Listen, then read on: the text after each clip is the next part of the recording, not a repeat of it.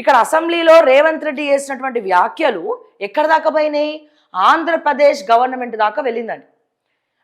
అసెంబ్లీలో రేవంత్ రెడ్డి గారు చేసినటువంటి వ్యాఖ్యలు ఏవైతే ఉన్నాయో అవి చంద్రబాబు నాయుడు గారి కోటరీకి, ఆంధ్ర చీఫ్ సెక్రటరీకి వెళ్ళి రేవంత్ రెడ్డి వ్యాఖ్యలను మేము ఖండిస్తున్నాం, వీళ్ళు చెప్పినవి అవాస్తవం, మేము ఖండిస్తున్నామని చెప్పి రేవంత్ రెడ్డి గారికి ఎంత పెద్ద పరువైన పని.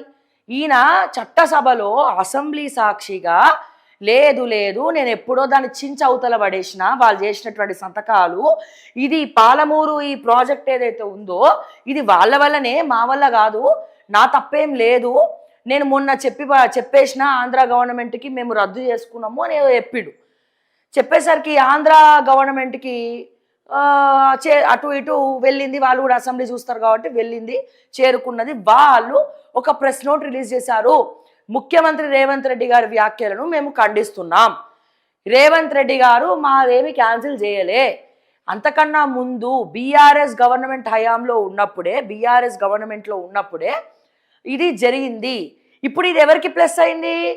వైఎస్ జగన్మోహన్ రెడ్డి గారు ఏం చెప్తున్నారు ఇప్పుడు అక్కడ ఆంధ్రప్రదేశ్లో వైఎస్ఆర్సీపీ గవర్నమెంట్ అట్లా చెప్పేసరికి, అంటే కేసీఆర్ హయాంలోనే ఇది అగ్రిమెంట్ క్యాన్సిల్ అయిందని ఏదో చెప్పినారు. చెప్పిన తర్వాత వైఎస్ జగన్మోహన్ రెడ్డి గారు కాదు, ఇది ఉమ్మడి ఆంధ్రప్రదేశ్ ఉన్నప్పుడే వైఎస్ రాజశేఖర రెడ్డి గారు స్వయాన మా నాన్నగారు దివంగత నేత ఎంతో సంకల్పంతో చేసినటువంటి ఒక అతిపెద్ద కార్యము, శంకుస్థాపన చేసినారు ఎప్పుడో పాలమూరు ఎత్తిపోతల పథకానికి. వాస్తవమేగా, చేవెళ్ళ పాలమూరు అనేది వైఎస్ రాజశేఖర రెడ్డి గారి హయాంలోనే నాంది బలుక్కుంది.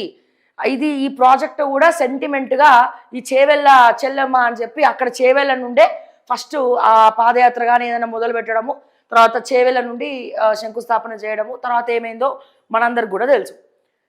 సో ఇట్లా రేవంత్ రెడ్డి గారు అనుకోకుండా అబద్ధం చెప్పి దొరికిపోయినాడు, తెలంగాణ ప్రజల దగ్గర తలదించుకోవాల్సినటువంటి పరిస్థితి.